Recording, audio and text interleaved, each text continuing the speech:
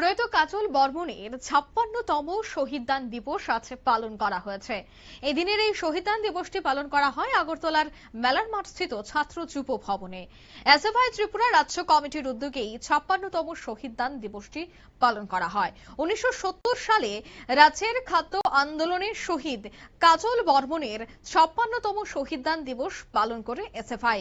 এদিন ছাত্র যুব ভবনে শহীদের প্রতি শ্রদ্ধা জানিয়ে এই দিনটি উদযাপন করা হয়, যেখানে উপস্থিত ছিলেন এসএফআই রাজ্য সম্পাদক সৃজন দেব। তিনি কি বললেন শোনাবো।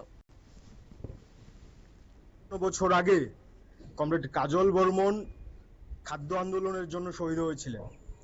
আমাদের রাজ্যে ৬০-এর দশকে যে তীব্র খাদ্য সংকট তৈরি হয়েছিল, এই তীব্র খাদ্য সংকটের ফলে সারা রাজ্যে ছাত্র যুবরা লড়াই সংগ্রাম তৈরি করেছিল। সেই মোতাবেক মেলাঘরে সোনামুড়া মহকুমার কমরেড কাজল বর্মন ৭ম শ্রেণীর ছাত্র ওই দিন আজকের দিনেই ২০ আগস্ট খাদ্য আন্দোলনের যে সংগ্রাম, সেই সংগ্রামে সামিল হয়েছিলেন এবং কাজল বর্মন ওই দিন মহকুমার শাসক তৎকালীন ডিএম অফিস ওখানে মিছিল করে যাবার পর কংগ্রেস টিজিউসের সরকারের পুলিশ নির্বিচারে গুলি চালানোর ফলে কমরেড কাজল বর্মন সেদিন শহীদ হয়েছিলেন এবং অসংখ্য ছাত্ররা সেদিন আহত হয়েছিলেন।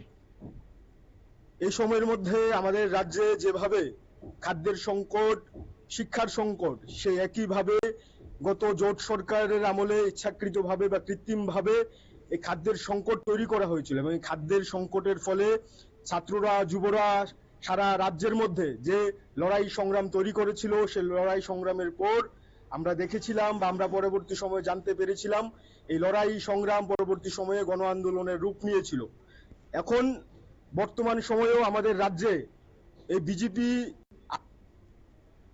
আপনারা শুনলেন, অর্থাৎ লড়াই আন্দোলনের রূপ নিয়েছিল। বর্তমান সময়ের কথাও কিন্তু তারা টেনেছেন এবং বর্তমান সময়ের পরিস্থিতি নিয়েও তারা কিন্তু আলোচনা করেছেন।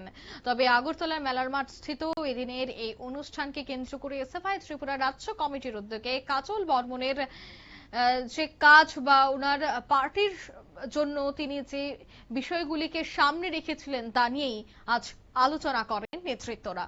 নিয়ে নিচ্ছি ছোট্ট একটি বিজ্ঞাপন বিরতির সঙ্গে থাকুন।